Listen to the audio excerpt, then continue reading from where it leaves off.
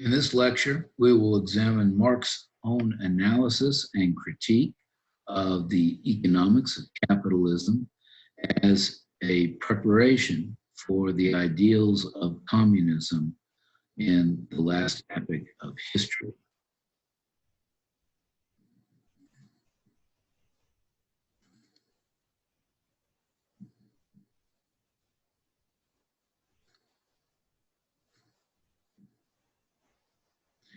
In this part of Marx's critique of capitalism, posthumously published by his friend Friedrich Engels, in part two, Marx discusses the transformation of money into capital.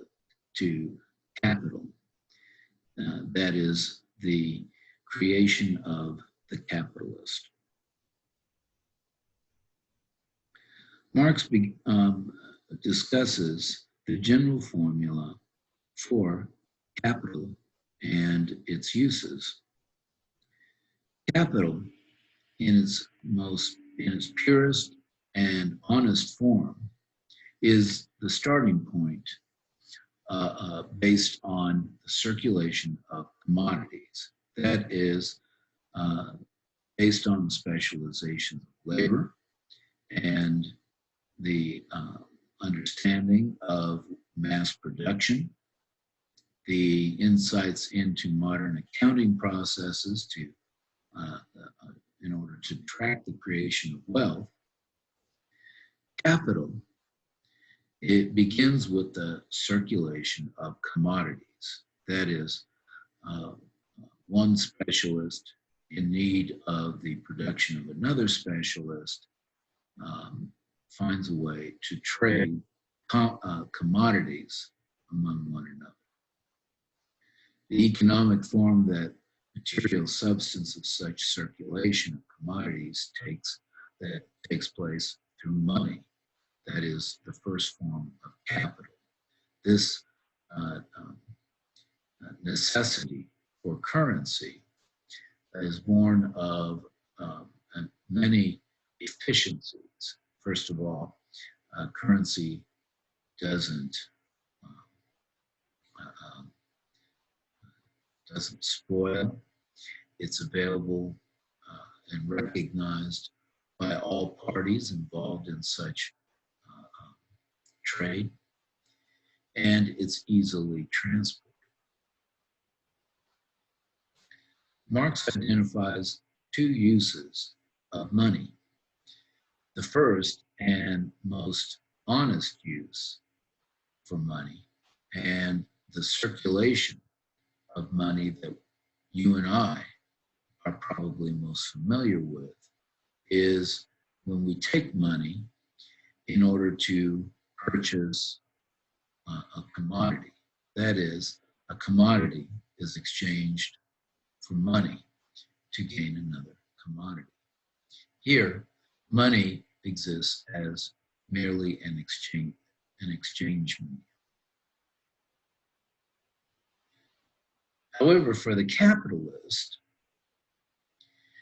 money is its own goal. In this case, money is transformed into some commodity that then itself produces more money. This is the goal of the capitalist. The goal of the capitalist is not to gain a commodity which he or she doesn't have, and thus uses money to purchase from one who does have that commodity. Rather, in this use of money, the point is to create more money. The point of the usual exchange of money for most of us is to fulfill our needs and desires, and thus money has use value.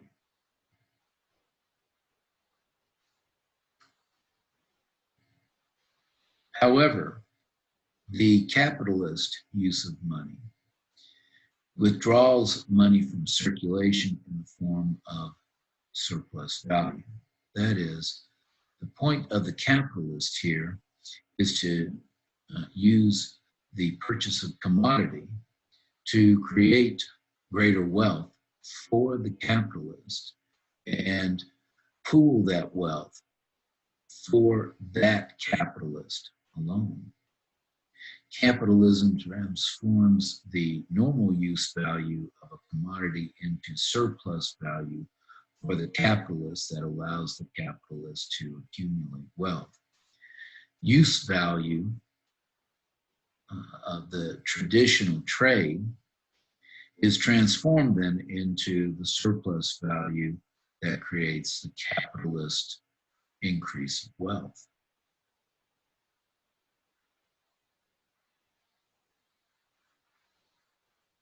In his philosophy, Marx develops his own ideas of labor power, a central concept in his critique of capitalism.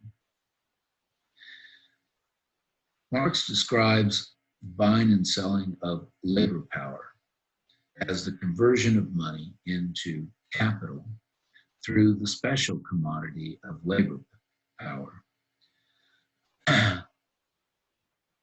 Since money itself is merely an exchange medium, it cannot be a source for transformation into greater wealth. Thus, the conversion must take place within the only commodity that does create greater value, and that is human labor. The question is, how does human labor, that is labor power, actually produce greater wealth and the pooling of further capital by the capitalist? First, it is important to note that labor power is bought and sold in the labor market like any other commodity. The market itself is the product of historical development in which older forms of social production have been transformed into what we now understand as the free market system. And this free market system is often described through the rules of supply and demand, which set the value of the goods being traded within the free market system. The fundamental insight of this analysis of free market, that is supply and demand, is that the free market always keeps prices at their barest, lowest price. In the analysis then of labor, the free market, as the way that supply and demand works, keeps the cost of labor, the value of labor, at mere subsistence living. That is the minimal cost of survival and procreation for that society.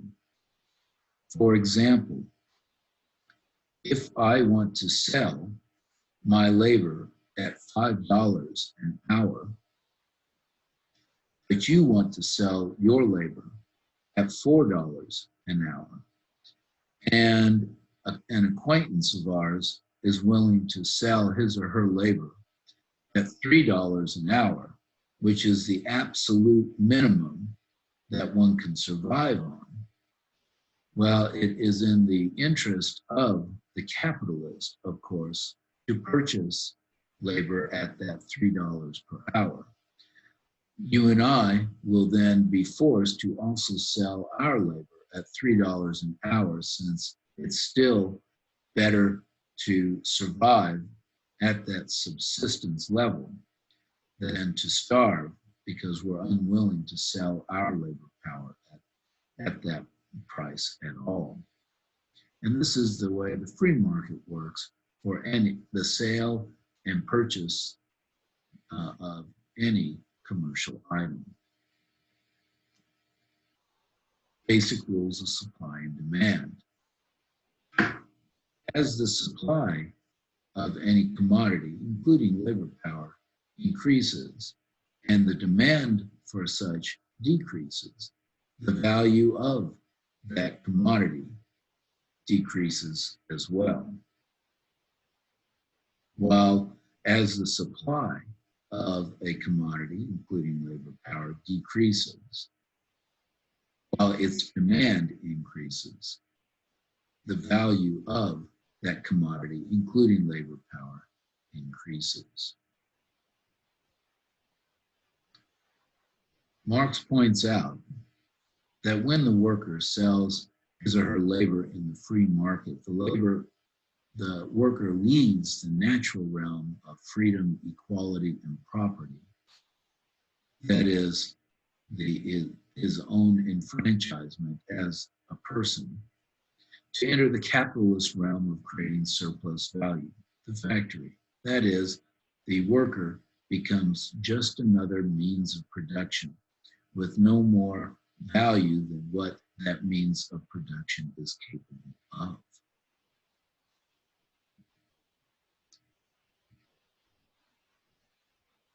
Let's look at, however, the production of that surplus value or profit that is so important to the capitalist.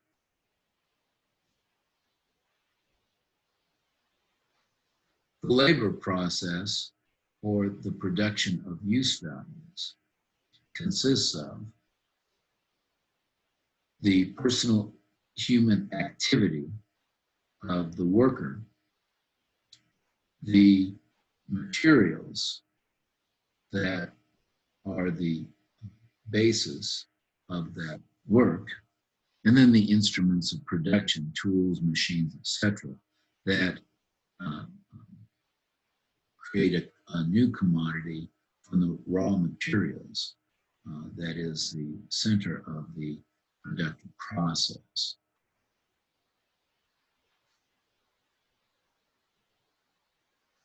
However, the capitalist has a problem. Remember that the point of the free market is to keep prices as low as possible to their bare minimum. That's how the free market works.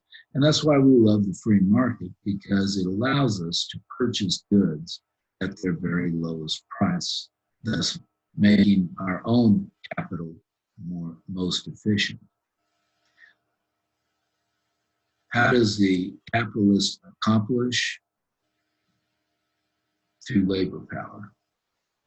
That is, it's through the purchase of our labor that the capitalist is able to produce surplus value out of the use of money and its application to commodities. Surplus value is created by purchasing labor power at the exchange rate of minimal subsistence daily wage and extracting excess production value from that time. It is through the capitalist purchase of time of the laborer rather than the production, the productive value of that labor, that the capitalist is able to extract that surplus value through the excesses of production value. The value of raw materials and tools is predetermined by the market, and thus they cannot change. That is the point of the free market. Raw materials and tools for production set by the free market are always set at their lowest rate, and thus their value cannot be manipulated. The capitalist, however, purchases a day's labor from the laborer, not their productive value per se, but the laborer's time.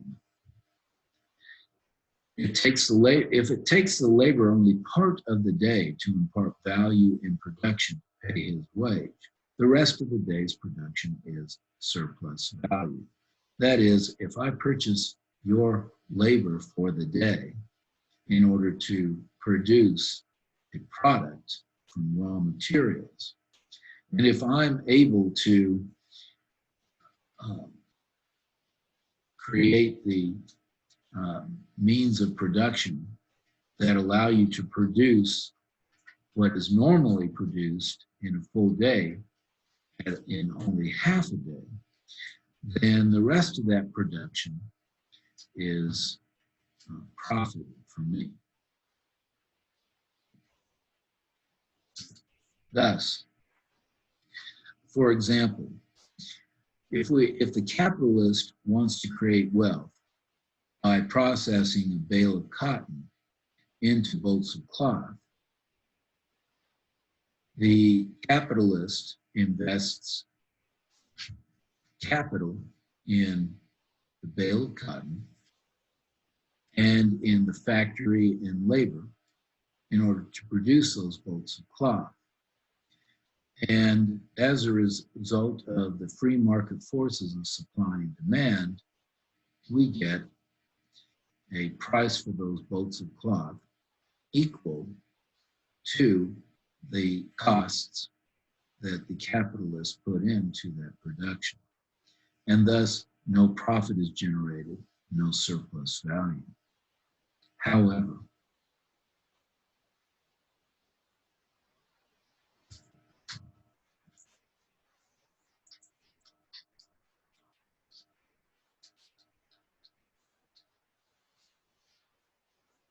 say that the capitalist purchases 2 bales of cloth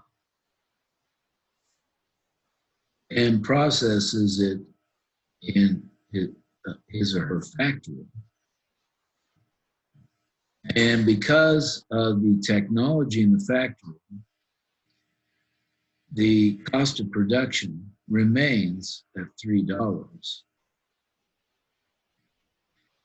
Now, the capitalist, however, has 6 bolts of cloth instead of 3 at a production cost of only $5. Recall that the original price for producing that cotton was set at $3, or that is $1 per bolt. However, now the capitalist has 6 bolts for sale that only cost him or her $5 to produce, and thus the capitalist is able to extract $1 profit or $1 of surplus value as the result of this new trade. And thus, through the purchase of labor set on time instead of the actual work of the laborer, the capitalist is able to finally extract value. However, it is worth noting that this profit margin is fixed. It will always be the case that for every 2 bales of cotton,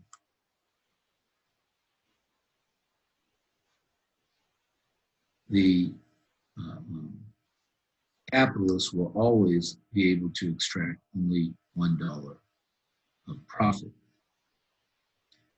That's the absolute surplus value of these transactions. So let's take a look at what Marx refers to as relative surplus value. That is the question of how does the capitalist increase his or her profit. Again, to remind ourselves, absolute surplus value is fixed by the amount of time in production required to pay the laborer's wage for that day. And thus, because that the cost of that labor is set by the free market at its very minimum, the capitalist cannot purchase that labor any cheaper, and hence the length of the workday cannot be extended, or the value of the labor, the cost of the labor, decreased as fixed by the market. These are not controlled by the capitalist.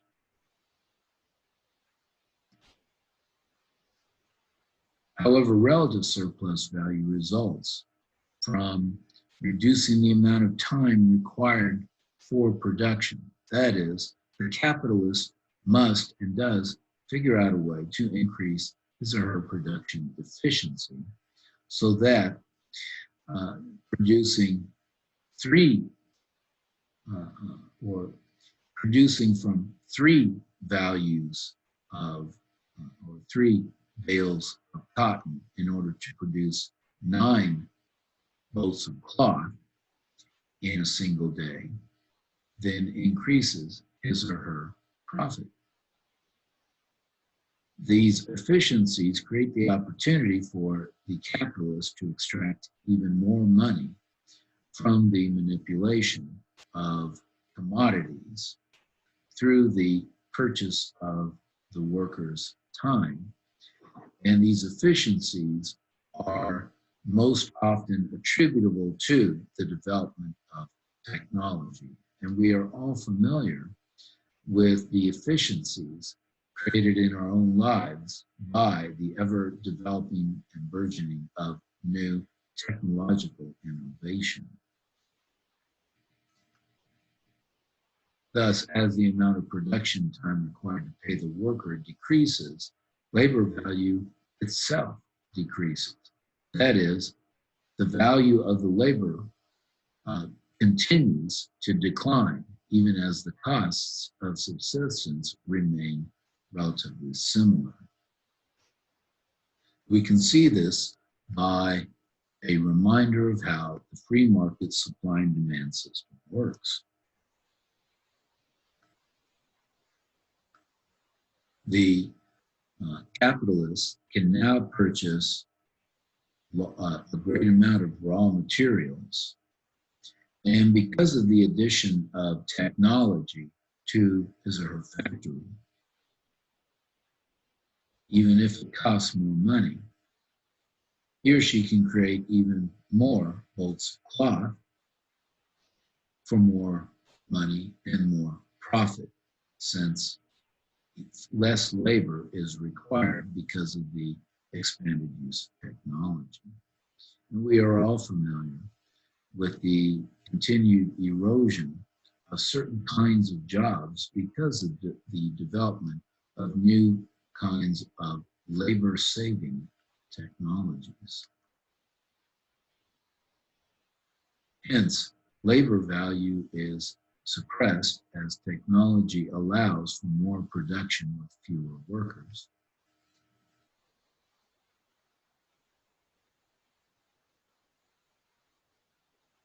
The capitalist formula that relates supply and demand of the free market and the purchase of labor. As production becomes more efficient through the use of new technologies, less labor for production is needed. The labor pool, that is the availability of workers, increases since there are fewer jobs for these workers to perform. Hence, labor is in less demand. Apply that to our basic laws of supply and demand. Labor supply goes up because of the loss of jobs, while demand for workers declines because of the ever development and innovation of new technologies. And hence the value of workers themselves from a capitalist perspective declines. Marx also talks about alienation. The self, from a Marxist understanding of reality, is, at least in part, if not in whole, represented in the material substructure of reality, that is, the understanding of myself, first and foremost, as the creator of production and value. However, capitalism subverts that notion of self turning our work, our production, into a mere commodity for the sake of creating more capital. Hence, the value of self is reduced to a mere commodity available for purchase at the lowest price possible in the free market. That is, the value of one's work is reduced to a paycheck or numbers on paper or on a computer screen. How many of you regard what you do 40 hours a week or 20 hours a week or whatever as first and foremost worth merely the production of a paycheck?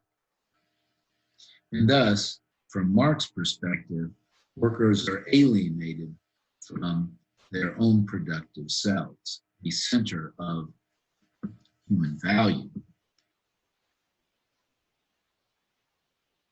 Even the Bible refers to the evils of capitalism.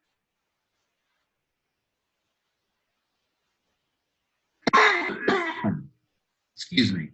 Hear this, you who trample upon the needy and would bring the poor of the land to an end, saying, when will the new moon pass that we may sell grain, and the Sabbath that we may offer wheat for sale, making the epoch small and the price great, and falsifying the scales, buying the poor for silver, and the needy in exchange for a pair of sandals, and selling the refuse of the grain.